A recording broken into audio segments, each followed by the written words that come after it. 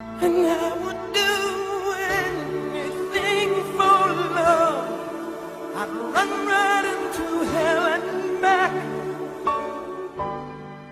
I would do anything for love. I'll never lie to you, and that's What would you do for love? If someone you love needed help, you'd probably do anything in your power to come to the rescue, even if it cost you money.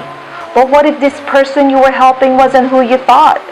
What if they turned out not to exist at all? Across the world, there are people going to great lengths to try to fall in love. A chance in romance today is also a chance of getting taken advantage of. One way becoming more and more popular each day is a romance scam. They tell you they love you, but make no mistake, in the end, it is all about the money. It was in 2014 when a Filipina, who we call Samantha to protect her identity, took a chance at love. But not only got her heart broken, but her bank account was damaged as well.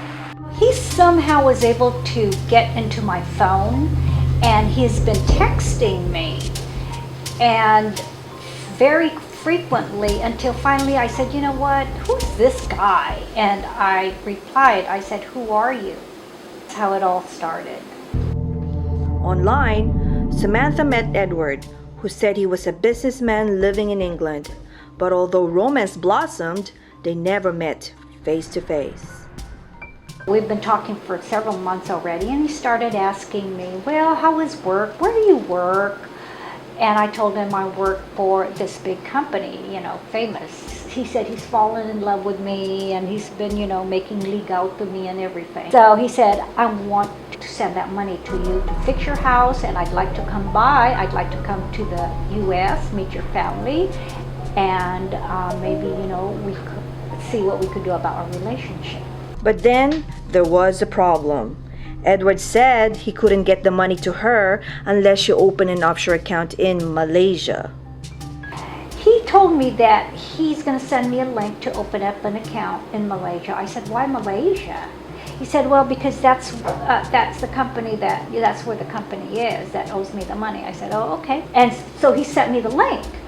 And I opened the link, I looked at it, and it was good. He said he was able to, with my name, the links, the passwords and all that, I was able to set all that up. So it looked like a very good account with the Citibank in UK.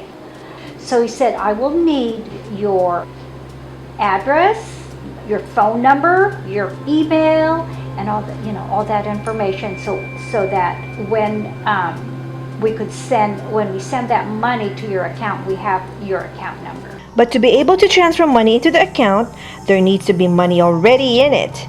This makes sense because you cannot open a bank account without an initial minimum amount. How much? The banker in Malaysia said she would need to send $2,000 via Western Union to fully activate the account. But Samantha still felt something wasn't quite right. You could send it via Western Union, and I'll give you the address. He gave me the name of the banker, he gave me the phone number, and the email address and everything.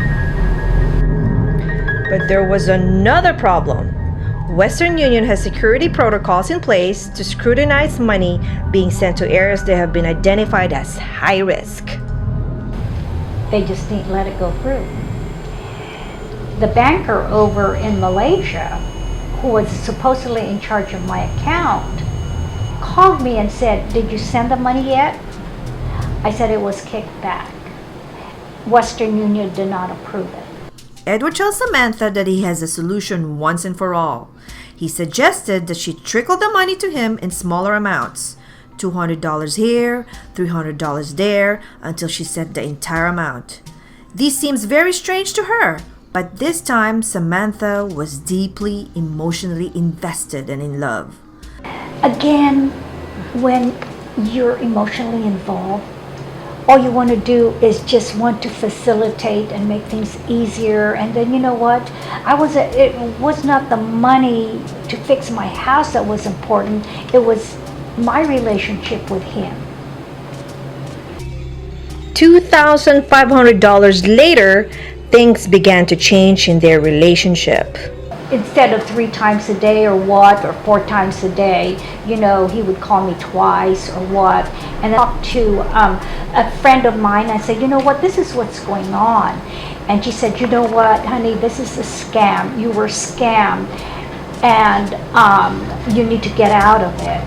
And sabi ko, pero mahal ko siya.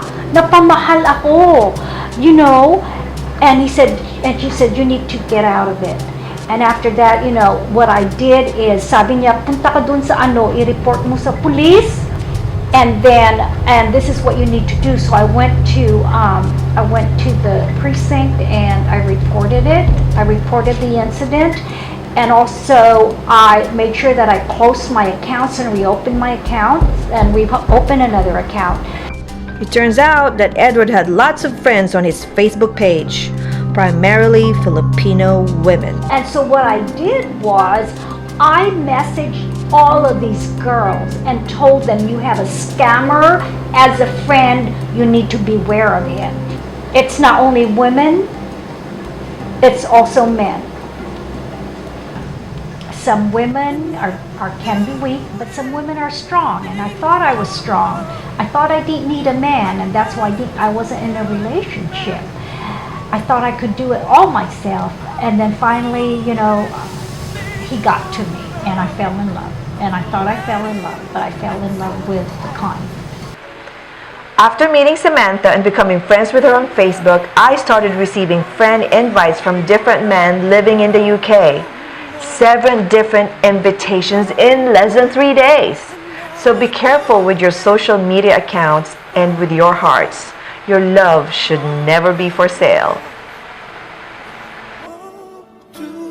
Cheryl Pick Show, Pinoy Houston TV, Denton, Texas.